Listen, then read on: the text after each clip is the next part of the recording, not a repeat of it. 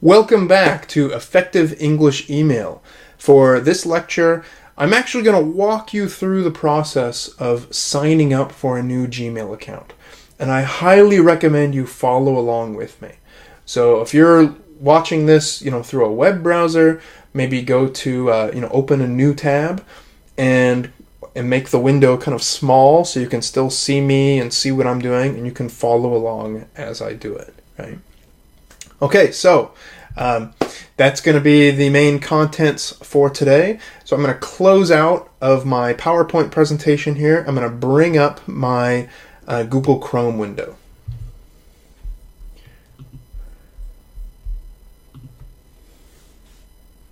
All right, so we have the new account page on Gmail. So if you go to gmail.com, you'll be able to open a new account from here. If you already have an account, but you're trying to open up a new one, then you might need to go through I can show you actually. Let me see. I'll go to my Gmail account, one of them. I have several, right?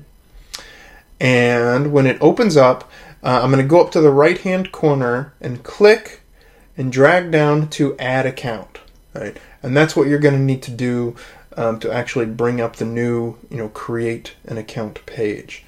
And it's taking a long time for some reason. I wonder why. Anyhow, so let's go ahead and get started with this creating the account. So you need to put in your name, and I'm going to put in a name that maybe one of my, here we go. Still taking a while.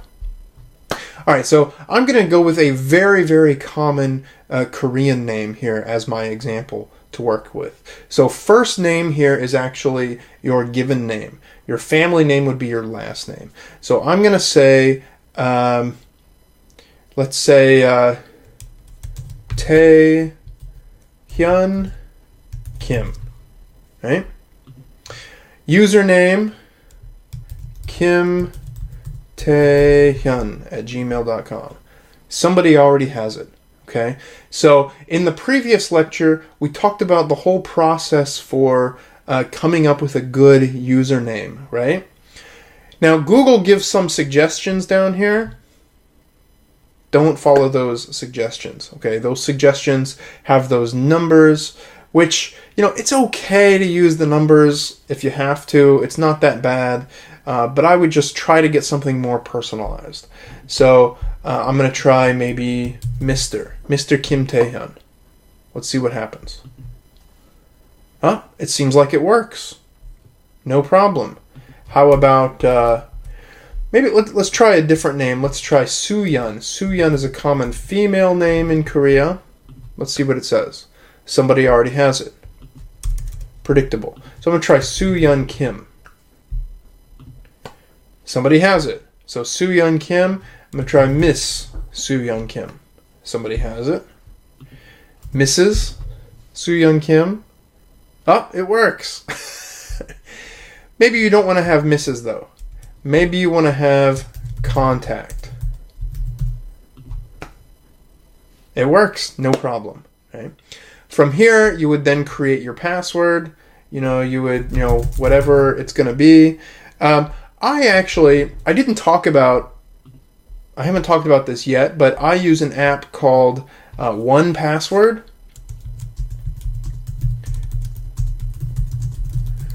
And 1Password actually manages my passwords for me.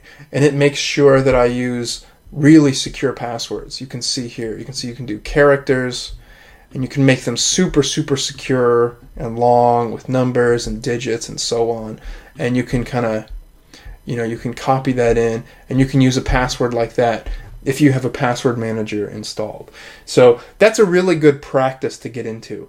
That's another thing that, these days, and in the past couple years, it hasn't been super important, but moving forward into the future, the next few years, 5 years, 10 years, these kinds of practices are going to be really, really important.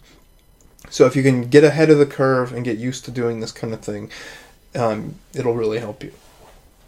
Anyway, get a secure, unique password. Using a password manager makes sure that Every website you use has a unique password, and the only one you have to memorize is the one to open your password manager. Although, I'm not going to lie, using a password manager can be difficult to get used to at first. But once you're comfortable with it, it's pretty easy. Okay, anyway, so I just need some kind of password here for contact Soo-Yeon Kim. I'll add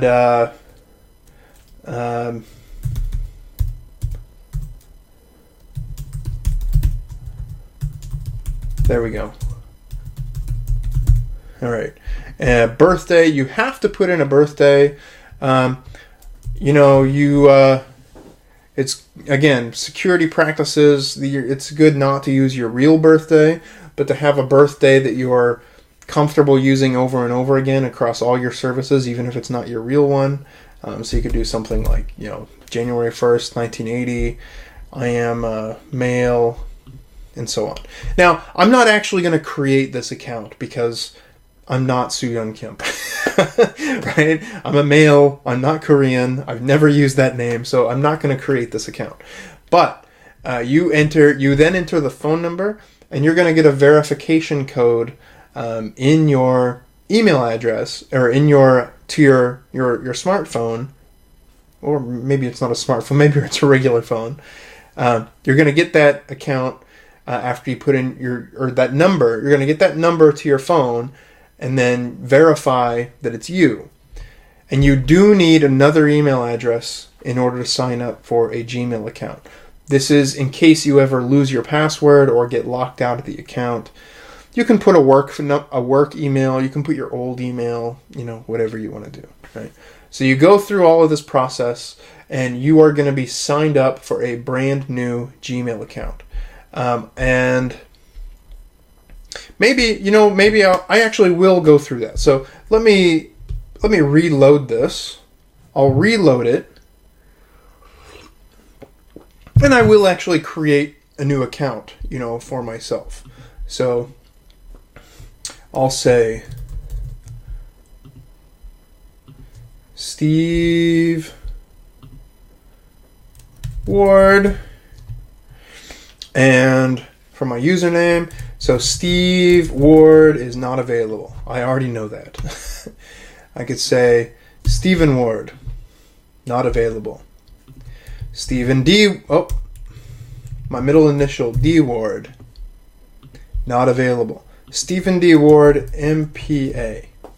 How about that? That's probably available. Yeah, that's available. So type in your password. That's a pretty short password. You want to use a longer password regardless. But I don't want to show you, if I do it through one password, it's actually going to show you all my passwords. So I don't want to do that either. So for now, I'm just going to use a short password, and I'll change it later. And I might actually use this email address for something. Birthday, I would then put in my birthday. I'll just do like I said before. I am a male. Put in my phone number. Current email address. And I'm in South Korea. So here we go. Now, this is my password, my one password save login. So I'm going to put Gmail Stephen D. Ward MPA. Now that I think about it, I regret doing the D. I should have tried Stephen Ward MPA, because the briefness of your name is important too here. But anyway, so you have got the privacy terms. It's a good idea to read through it. Click I agree.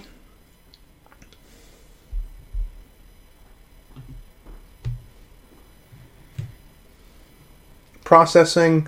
Verify your number two.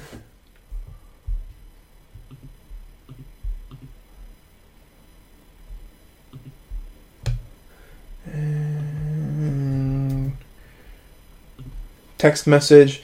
Now I gotta wait for the text message. See? Boom, I just got it. Plug it in.